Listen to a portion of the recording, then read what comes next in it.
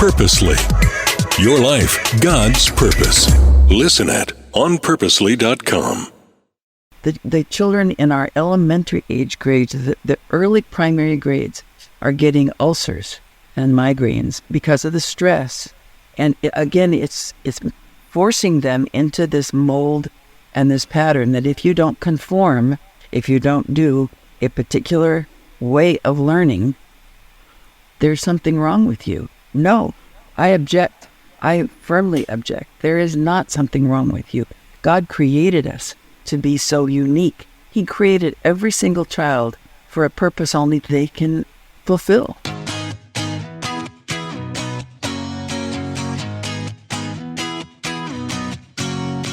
I'm Julie Lyles Carr, and you're listening to the AllMomDoes podcast, part of the Purposely Podcast Network. Get ready for some great inspiration for the life you're living, the kids you're raising, the marriage that you're nurturing, and the faith walk you're walking right here on the AllMomDoes podcast. Today on the AllMomDoes podcast, I'm Julie Lyles Carr. I'm your host, and you get to meet someone who has been speaking into my life even when she didn't know it, even back when I had my first kids, and her wisdom and wit and insight and research has informed me all the way through kid number 8 when it comes to education, when it comes to learning style. We've had her on before. I'll have Rebecca be sure and put that show in the show notes, but I am so excited to welcome back Cynthia Tobias. Cynthia, thank you for being with me today. Oh, it's always great to be with you, Julie. Thanks. You're just the best. And I've told my listener before that I remember listening to you talking about learning styles and how it just was so important as I was considering, particularly with my oldest kids, what on earth we were going to do for school, and hearing you unpack learning styles. One of the books that I have loved of yours is The Way They Learn. And of course, I also love The Way We Work. All of these places where you help us understand how God has knit us together in ways to learn differently, hear differently, experience things differently, study, intake information, work. And the honor that you give those individual characteristics has truly been a very important philosophy in a lot of my parenting, education, and work. So I thank you so much for that legacy that you have been working on through the years. So thank you. Well, thank you. I'm excited because you have a new lens through which you're looking at education today. And I know for my listener who is trying to navigate and make the best choice for their kids on what to do when it comes to school, this is going to be such a timely conversation. You've been talking about reclaiming education and helping our kids become confident learners. I want to hear what inspired you to start looking at education through this lens. Well, if you get back to the basics, when you figure you send your children to school to learn, but they don't automatically know how to do that. And so wherever they're getting taught, whether it's at home, at a Christian school, at a public school, the teacher doesn't have time or thoughts of how to help them learn. It's simply, here's what you have to do. And in order to do it, if you've got a class of 31 or a class of 25, or you just want them to sit down and be still and listen. It doesn't work very well anyway. But in 2020, parents got a real wake-up call, a true wake-up call, when the classroom moved into the living room and they got to see firsthand, whoa, wait a minute, what is this? We always thought they're putting their kids first. Education is neutral. They want the best for our kids, and we found out it's not necessarily true. In fact, often it isn't true. And so much shifting went on. There was a huge spike in homeschooling. There was a big rush to figure out, how are we going to cope? Why is this child driving me crazy? He's a fine student. Why isn't she just cooperating? And so as we grappled with that, I think a lot of parents came to terms with, how are we going to do this? How are we going to get these kids to really learn if I don't feel equipped to teach them, and where do we start? And so I wasn't really planning to do another book, I'll just be honest with you, because The Way They Learn, this is kind of its 30th anniversary. It's still pretty strong. It's still all true. But my editors about 2022, they said, hey, The Way They Learn is going great. We love it. And it's been wonderful. But we wonder, do you have another book like that in you? And I said, I was really kind of thinking I'd sort of ease off and kind of relax a little and not. They said, well, would you pray about it? And oh boy, you know what that means. I knew what that meant. I knew that if I prayed about it and God said do it, I would do it. I mean, what else would you do? And so sure enough, I mean, I really feel like, and I don't want to over spiritualize, but I really feel like he called me to do this book for such a time as this, for saying, look, there are some things that you need to know are out there, parents, that you may not have realized are as serious as they are. And there are some challenges for your children that you don't even know about, that they have to grapple with, and it's getting harder and harder, and they're getting further and further away from a biblical worldview that you instilled in them, depending on where you send them to school. So that was sort of the birth of the book. And then what I did is I kind of negotiated, and Focus on the Family was very cooperative with this, but I said, with this book, I think we not only should inform, but I want to put a free workbook along with it so that we help equip the parents immediately, so that it's something the kids can answer questions to, kind of figure out themselves. The parents can have a workbook for every single child, from preschool through adulthood, and it doesn't cost them anything. And they can copy it as long as they don't add to it or take away from it. They can make all the copies they want. A Christian school teacher, a public school teacher, make a classroom set of these workbooks, 22-page full-color workbooks, and have the kids work through it and talk to them about their learning style. And it's one of my very favorite things about this book is it's a quick, compelling read, because I don't like to write long books, and I write them quickly and practically. But at the end, in the very back of the book, is a QR code. And when you click on the link in that QR code, instantly this workbook will appear, and you can it's PDF fillable, so you can fill it in on a device, a tablet, a computer, or you can print it out and have kids fill it out. And especially when you do it together, you have a lot of ahas and a lot of really interesting conversation and discussion.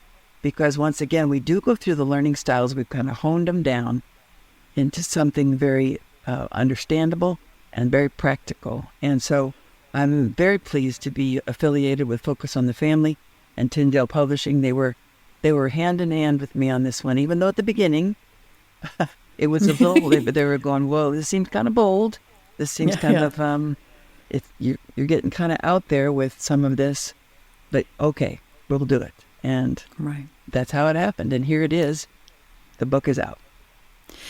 You bring up something that I think in many ways we struggled with, which is the understanding that we have ownership of our kids' education. And I get why we have arrived at that place. I think some of us have felt very unequipped. I mean, one of the top questions I had when I started looking into different ways to educate my kids was, well, how are you going to do this? You don't have this specific training in this way, or you don't have that, or there was the assumption that I didn't. And in some ways, we talk parents out, we talk ourselves out of understanding the level of ownership that we should have when it comes to our kids' education. I see this happen too, even in church circles. We somehow sort of go, well, I guess the youth pastor's going to take care of my kids' biblical education and discipline, discipleship. That's on the youth pastor. And I myself have had to sit myself down again and go, no, I need to be at the table with my high schoolers and talk to them with Bibles open about what my journey's been and answer the questions they have. That is still on me, no matter how robust and well-intentioned and all the things, the programs I have available to me through my local church are. The same is true in our educational systems, that at the end of the day, we as parents are the ones who truly have the responsibility and ownership, and the people in whom we entrust our kids' education are people working for us. And I don't mean that in any kind of diminishing way. I mean, we are the ones who are tasked with making sure we're in the right situations and equipping our kids in the way that is best for them.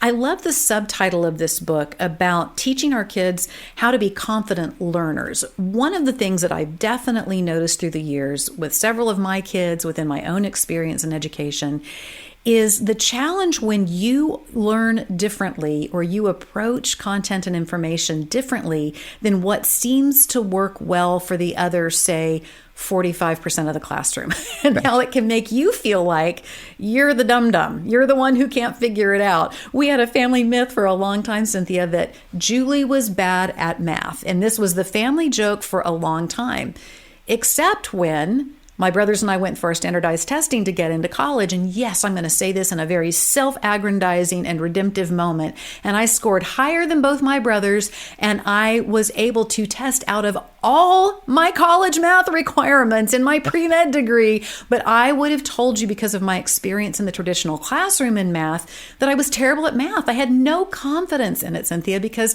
I just didn't intake the content the same way that most of the other kids did. Right. What do you see are some of the ramifications of the efficiency of the larger classroom? I get it. And teaching models that work for the majority. But what happens to those kids who take on learning in a different way? Well, and the thing is, the majority, it doesn't work for. One of the things I mentioned in the book, Horace Mann, considered the father of education. Horace Mann, we consider the father of education.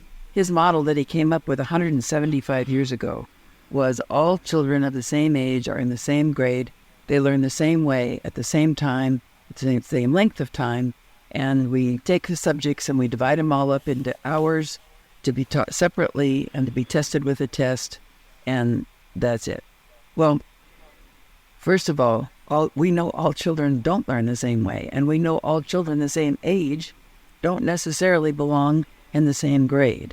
And so the other thing, the kicker is, Horace Mann died 2 decades before Alexander Graham Bell invented the telephone. As far as we've made technology advance right now, we've done nothing really to change this in the way that we work in the classroom.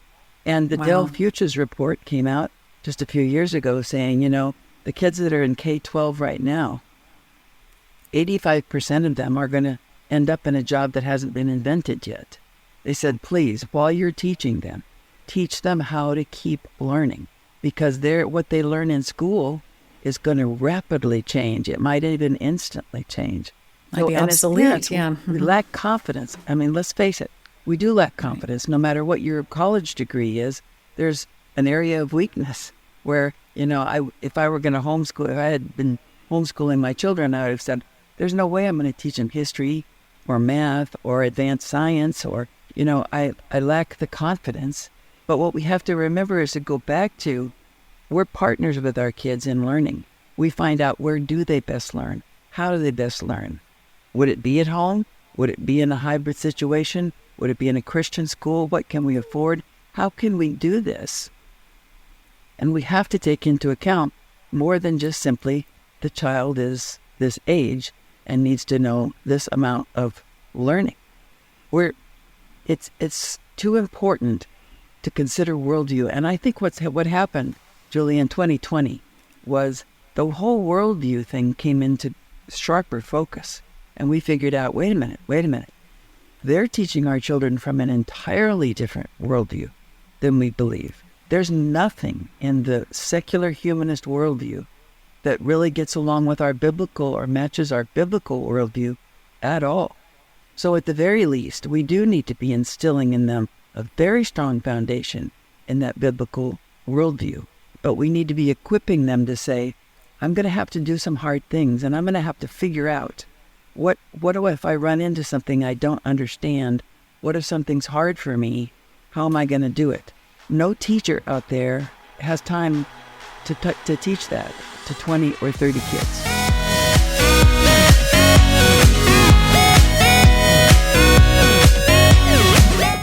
It's probably one of the number one questions I get being a mom of 8 kids. And that question is, what on earth are y'all doing about college? And I can tell you, with 8 different kids, 8 different learning styles, 8 different ideas about what the kids want when it comes to their careers and all of the rest, college has been a big topic of conversation around here. Well, there is a university that I want you to know about because it just hits so many of the things that are really important when it comes to considering your kid's college education. George Fox University, it's the #1 private school in Oregon. It's a Christian university. It's located in the heart of the Pacific Northwest. And what's so great is in addition to a top-notch education, students have the opportunity to grow and deepen their faith. And they can learn in this really pivotal time in their lives who God made them to be. I mean, let's face it. We need more people coming out of our universities who know how to be leaders and how to be leaders with character. And George Fox University offers more than 60 academic majors. And that includes a nationally recognized engineering program, a nursing program. It allows your student to pursue their passions and prepare for the calling that God has for them. And let's not forget about fun when it comes to college. George Fox University students have a great student life. There are weekly campus events, there's chapel, there's service opportunities. There are 23 NCAA Division III athletic teams. Here's something that is important to me. There's a study abroad opportunity. So if your student wants to go and experience life somewhere else for a semester, they can do that. There's outdoor recreation because, of course, we're talking about Oregon, so gorgeous. George Fox University could be just the perfect fit for your student as you are looking into college, career, and all that goes beyond. George Fox University, where your student will learn and thrive in the center of it all. That became one of the real heartbeats of our educational journey with our kids was my goal, if I can help make them autodidactic, if I can help them realize that they can teach themselves anything that they really want to learn with the number of resources that are out there. And I have to say, in this lab of the Lyles Carr household, that has actually worked well for my kids who have launched. There is a confidence in knowing that you can learn something if you want to learn it, and you can learn it all on your own, and you can learn it in your way, and you can learn it in the way that suits best the way that God designed your brain. I love how you bring up Horace Mann and educational theory, because one of the things that he did that I still think is a crossover that is so different than a Christian perspective and worldview is in that segregating to specific ages by age date. He created a community base for us, and I don't think this was his intention when he did it, but he created a community base for us where oftentimes we are only hanging out with people who are our age and in our season of life. And I see it replicated in the church all the time, Cynthia. And believe me, I have loved the groups that I've been part of, the small groups, the Sunday school classes, whatever, where we were all in some of the same ages and stages of life. There is that affinity that's really great. However, even that is not a Christian view of community. A Christian view of community was very much that you should have people who are older than you and people who are younger than you, and we should all be sowing into one another's lives. And so in that way, I think we can even see where educational theory has permeated some of the ways in which we experience community at the church level. We feel the necessity to segregate out by age. I know one of the things that I have found to be really powerful in our educational journey was making sure that my kids had access to people in different ages and stages of life, including other students. Because sometimes the thing that I might be struggling to get my kid to care about, they cared about more when the kid they looked up to in their dance class was working on her chemistry lesson. And they were like, ooh, she's pretty cool and I like her and I want to see how she's doing what she's doing. Sometimes that was really inspiring.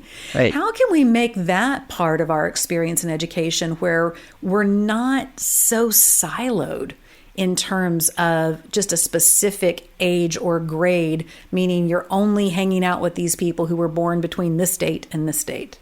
We'll give a great example in chapter 10 of the book of a wonderful hybrid model up in Everett and Bothell. I think they have something like 600 kids, many, many families together. And they have one class on one day on Monday and one day on Wednesday where the kids can come up. And it's almost like it's all elective classes. So they're mixed with a whole lot of ages of kids.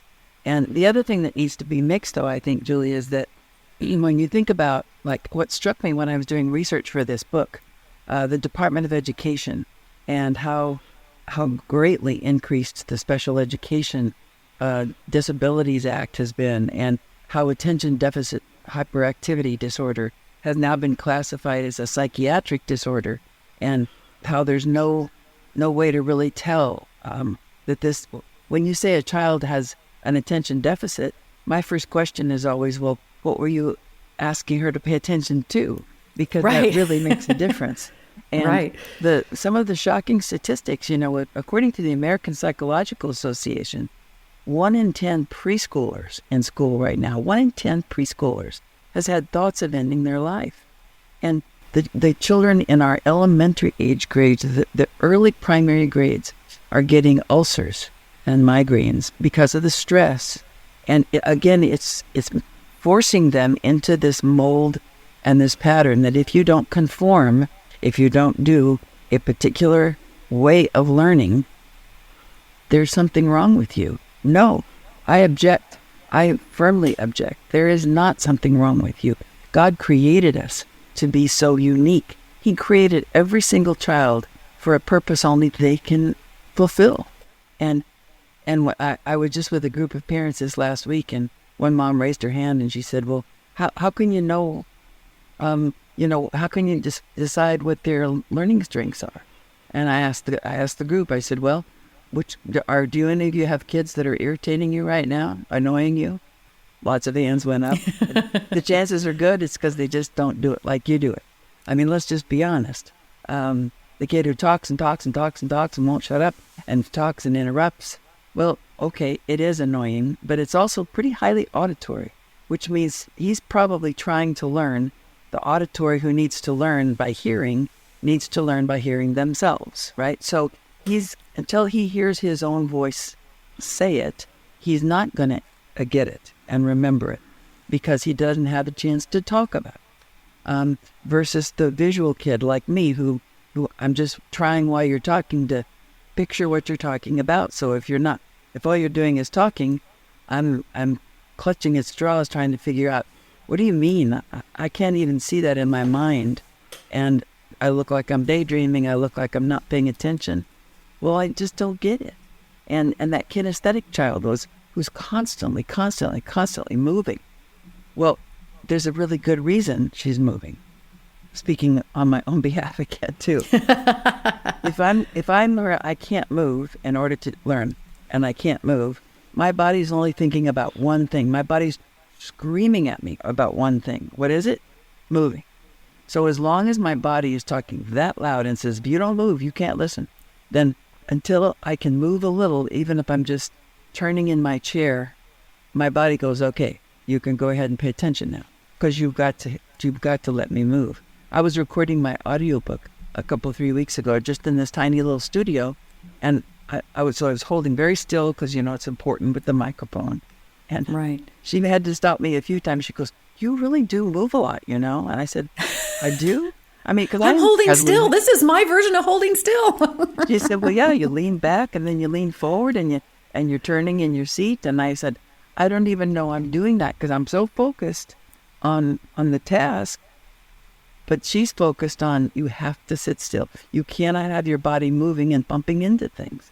So sometimes there's a simple explanation, and the practical doesn't always win out in a classroom. But you have a chance as a parent, you're their first and most influential teacher. So when you have them at home with you and they're working and they're trying to figure out and they're bored or they want to do it a different way, this is your golden opportunity to help them figure out, why is this hard for me? And one of the questions in the workbook is, if you could go to school between 6 a.m. and noon and get out, or start at noon and get out at 6, which one would you choose? It's about 50-50. I mean, some kids go, I would definitely go. I'm happy to be there at 6. And some parents would be going, oh, no way could I do it. But awareness is half the battle. And that's why I'm excited about this book, where you can actually give your kids that awareness and talk about it with them. And they can feel, every single child has potential potential for success. And it might look different for them than somebody else, but they can be successful. And it doesn't have to measure up to exactly what it looks like for everybody else.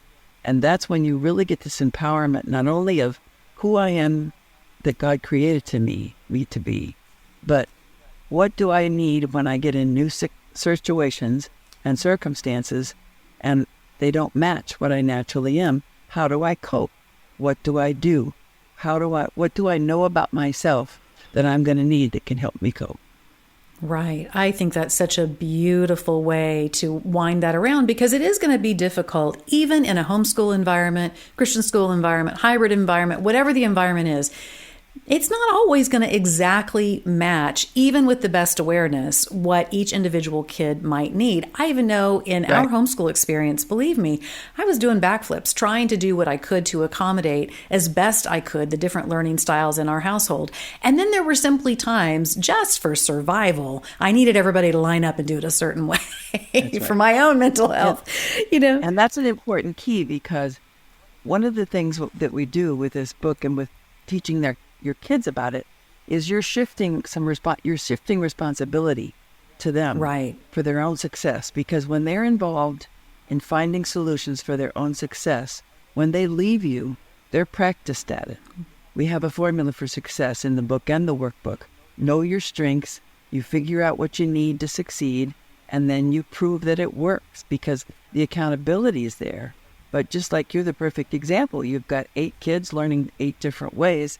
And there are times when, I'm sorry, we have to just all do it this way. And then when you're going to go do your homework on it, or you're going to go do your activities, you can choose your own way. But there are times when you won't have a choice. So what will you do when you don't have a choice? And then if they know, well, I know if I could have movement, or, I give the classic example of, if I had known then what I know about myself now, and my parents could have afforded it, if they could have gone out and bought a booth at a used restaurant supply and put it in my bedroom, I would have been happy as a clam, productive. Oh, you bet. I got snacks, I got drinks, I got a comfortable place to sit, I got a little music, I got people that could come and go. It's just a matter of knowing myself well enough, and then I'm confident. Well, I'm confident that this isn't because I'm stupid, but it's obvious that I'm not at my best in the afternoon. So you build the confidence in your child 2 ways: by teaching them about their strengths, and then by having them recognize what to do when the strengths don't match the situation. Right, those workarounds. I love that you bring up the restaurant booth, how that would have been a powerful educational tool for you. I have said with a couple of my kids, the most important educational tool we had, and still have to this day, is our treadmill. I have a couple kids that you throw them on a treadmill. If they are struggling to be attentive to something, if they're stuck, if they are getting fidgety, or if they just want to go learn it while they're on the treadmill, they just do better when their body's in motion. And now, Cynthia, I see all these people, and I can easily be in that same crowd, that we've got our standing desks and we've got our walking pads, because we've come to understand how much more productive and focused we are in those situations. And yet we're typically not providing those kind of opportunities for kids in the classroom just yet, even though we as adults understand, hey, sometimes I need a little shot of caffeine, sometimes I need a little walk around the block. Sometimes I need that walking pad. Sometimes I need my noise canceling headphones so I can't hear anything.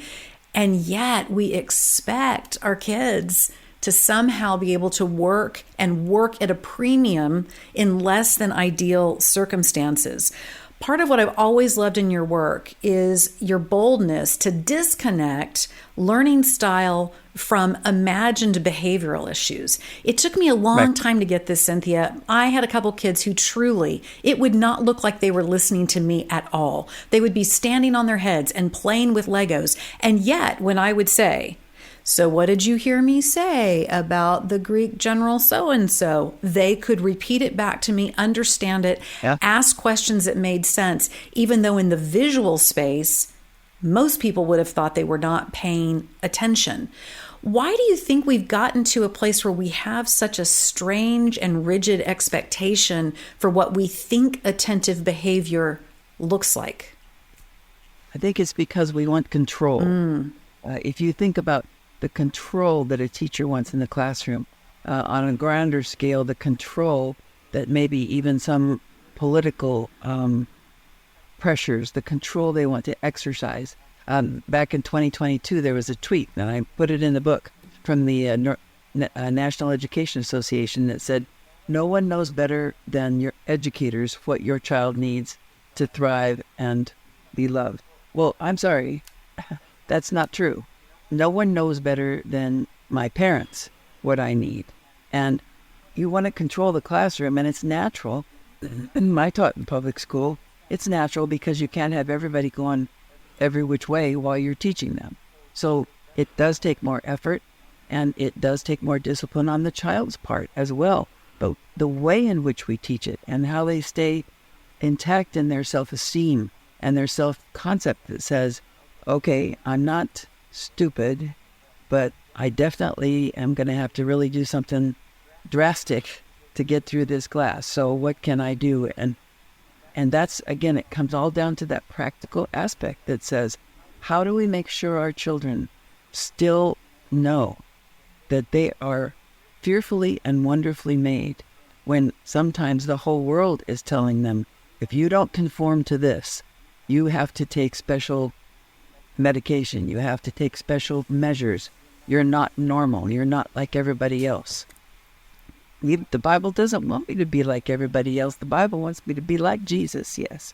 But as far as having to be like everybody else in my learning, I was created uniquely. And that's what we need to get across to them. My in-laws were lifelong educators, both ended up becoming principals, were the exact people you absolutely would want for your kids, teachers and principals. They loved kids, were the best grandparents I could have ever asked for.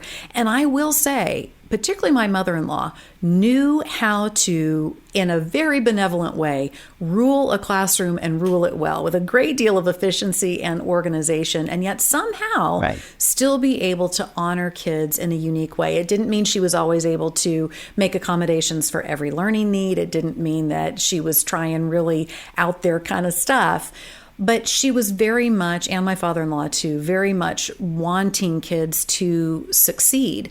And we may have parents who they say, I recognize that maybe everything's not great in my kid's classroom, and yet at the same time, we're with good people, we're trying, and everybody's trying. It may be that a parent is saying there is simply not the kind of lifestyle choices that we would need to make right now in order to do something that's a little more customized for my child. But in all of it, in whatever modality and in whatever season and whatever resources God is giving you right now for your child's education, how do we motivate our kids in their desire for education? I found this to be an interesting conversation with other parents. I recently saw a meme that I thought was hilarious. There was a close-up shot of someone's license plate, and it said 2.1 GPA. And you're thinking, why would somebody put that on their personalized license plate? And then the broader shot was, it was on the back of a Maserati. You're like, oh, okay. So we have a lot of statistics that are flying at us that only 27% of people who graduate from college actually end up working in their major. We hear other stories of people who say, I only got this far in school, but I was able to build XYZ. And on the other hand, I come from a parent line where my dad knew that education was his way out of a difficult economic upbringing. And he preached education to us constantly. He just knew that it was the key to being able to access more of our dreams. How do we motivate kids today to both understand the importance of their learning and yet not to completely shift their identity to their academic and scholarship achievements? Well, again, I think it comes back to switching our focus to what's the point? Mm-hmm. Look, the point is we do need to understand this. And I just saw a meme the other day that of a woman who said, the GPS obviously overestimates my ability to know how far 600 yards is. I'm making all these wrong turns because she says in 600 yards, turn left. I don't even have any concept of that.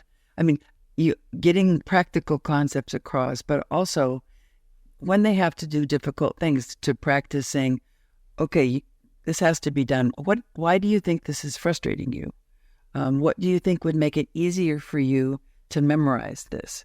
Not necessarily questioning that you need to do it, but giving some thought and consideration and shifting some responsibility to, okay, this is going to be hard. And that's good, because doing hard things gives you a great sense of accomplishment. So if you're going to do a hard thing, where do you need to be? How do you need to approach it? What's going to help you get through it? And they have to start learning for themselves how to get themselves adjusted, because once they leave us, nobody will be around asking them those questions. So this is the time to help equip them. There's no magic formula, as you know, for motivation either. But once you get a taste of success in learning and in doing hard things, it's pretty irresistible not to do more of it, because you see what you want there and you see, oh, I could do that if I did this. That's all I have to do. And so then you just put your mind to it, and there you go.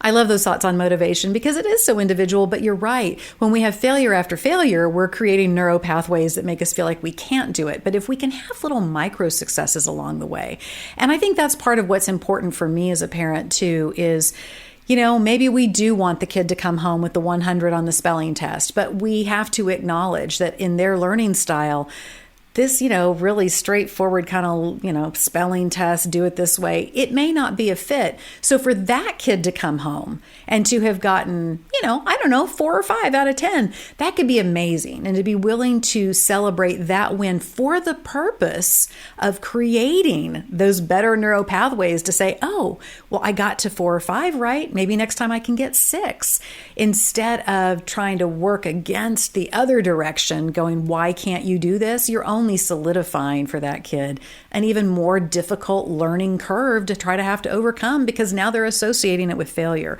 I really appreciate the idea of how to build that in. My favorite recent story, I was doing a radio interview with Mornings with Carmen, and she was saying, well, tell me what learning style this is. She said, kindergarten, Carmen, that's me. When I'm 5, I come home from kindergarten and I have a paper with an F on it. I got an F. And she said, my mom took the paper and it had my name at the top and nothing underneath. And she said, oh, how could you get an F? What did you get an F? And kindergarten Carmen said, she told us to write our name and then to write it 5 times. And I wrote it right the first time. So I'm not going to write it 5 more times. See, I think that's success. What's the point? What's the point? You gave me an F, but I think I was successful because the whole point was to write it right the first time. Correct. I love that. I think that's amazing. I think that kindergarten Carmen and I probably have a lot in common, actually. Yeah, me too. Well, Cynthia, I am so excited for the reader to get hold of this and to be able to also experience the amazing PDF that you've included as part of this book, so that they can get that workbook and start working with their kids, begin to answer some questions, learn more about their child's learning style, find out more ideas from how their child actually perceives what their experience is like in the classroom, and not just base it on a GPA or what looks like is working, to really get granular with their kids. Where can the listener go to find out more about the book, find you, all that stuff? CynthiaTobias.com is the easiest way to do it. You can read an excerpt of the book. You can click and get the book ordered, even an autographed copy sent to you right away. That's probably the best and fastest way. All righty. And if I could say one more thing, Julie, I would say this. The most important thing to remember from this is don't put your child's education on autopilot and expect and hope for the best. You have to be involved one way or the other. However much or however little you can possibly be, the more you can be involved in your child's education, the more successful they will be. I love that. And such a great note to end on. That's right. We got to take it off. We got to take it off the autopilot. We have to be willing and involved and engaged when it comes to getting these kids across the line when it comes to their education. Well, Cynthia, as always, I feel like I've just gotten to sit at the feet of a sage with all kinds of great information, wisdom, and lots of years of looking deeply into all of this, helping equip kids and their parents. Thank you so much for all that you do. We'll make sure and get all the places where you can find Cynthia's new book, Reclaiming Education, Teach Your Child to be a Confident Learner. We'll make sure those links are in the show notes. Rebecca puts those together each and every week. Hey, come over and see me, usually on Instagram, Julie Lyles Carr. You can see me there at julielylescarr.com, and check out AllMomDoes, allmomdoes.com, AllMomDoes on the socials, because that's where we like to hang out. You'll find a great community of women who are in the same seasons of life you are, asking the same questions, looking for the same inspiration. Be sure and check out too, God on the Go. We've been rolling for a few months now. It's a podcast. It takes just about 5 minutes once a week. You can listen to it with your kids when you're on the way to the soccer practice or sitting in the school pickup line. It's there to help you make the minutes matter, to have conversations about God and about different topics that your kid is experiencing. It's just a great place to launch into some of those really important mom-kid conversations. And I'll see you next time on the AllMomDoes podcast.